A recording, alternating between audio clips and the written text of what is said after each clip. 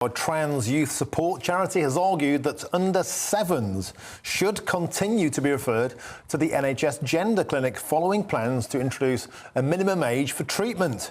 NHS England says younger children may not have developed understanding of genders, but transgender charity Mermaids says there's no justification for limiting a referral.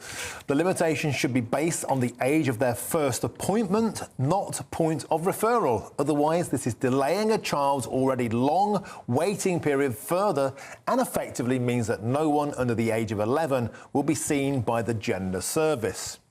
It's worth pointing out that more than 70 children aged 3 and 4 have reportedly been sent to the Gender Identity Development Service over the past decade.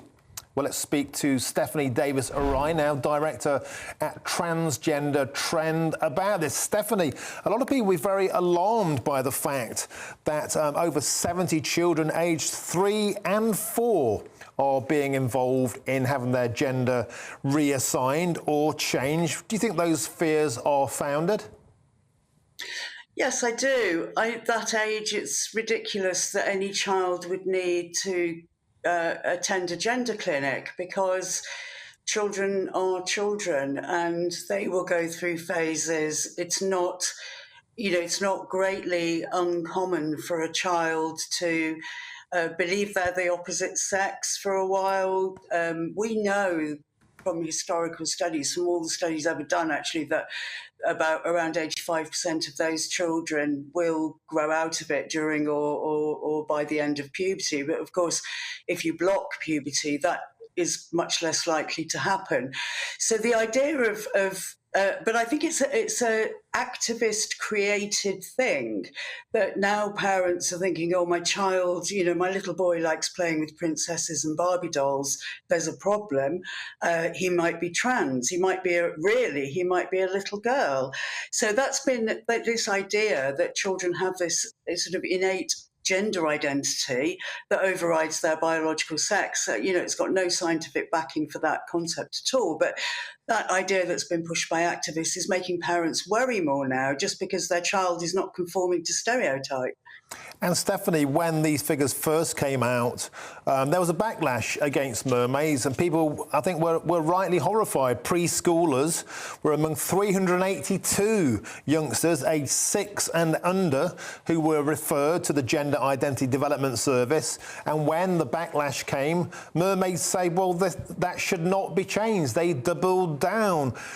Is the problem here that Mermaids themselves are so dogmatic? They simply refuse to listen, and what should be done about this?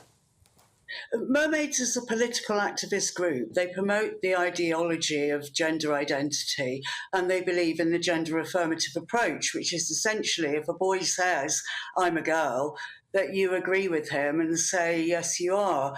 And so from Mermaids' point of view, the earlier the child is referred to the Tavistock, the more likely they are to be seen at the Tavistock in time to get puberty blockers, which Mermaids still says are reversible. Now, this is chemical castration. These are drugs that actually block the sex hormones that are critical for that stage of growth in puberty. Those sex hormones at puberty affect every part of the body, not just the secondary sex characteristics. So if you're giving advice to parents, like get your kid on the waiting list as early as possible, then you're setting that pathway.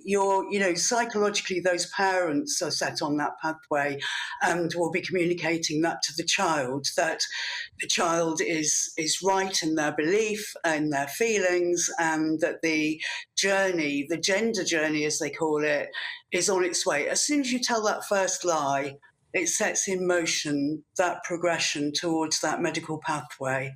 And Stephanie, we saw last week new guidance, a new framework was brought in by the government. Kemi Badenoch speaking very strongly about protecting girls' toilets, about protecting girls in contact sports, keeping biological men out. But of course, the problem, Stephanie, is this is merely guidance. Schools can and no doubt will ignore it, as will unions and as will parents. What would you like to see done, particularly about the teaching of this ideology in British schools?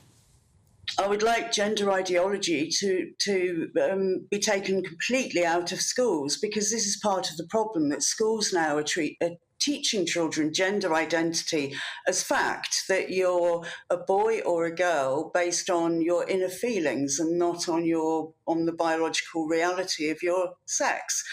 So that should be taken out of schools completely. It's an ideology and it should not be taught. But of course, now you can't really put that genie back in the bottle, particularly teenagers. They're getting, online on social media platforms, absolutely saturated with trans propaganda, teaching children this this idea.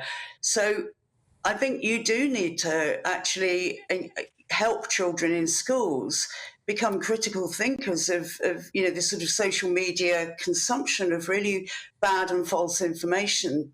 Children need to be able to critically analyse it, and because at the moment there's nobody saying it's there online, it's on TikTok, and it's reinforced in the classroom that if you're in any way you don't meet the stereotype that's expected of you for your sex, then you might be the opposite sex, and that's you actually can't change sex, and it's not kind to pretend to children that you can.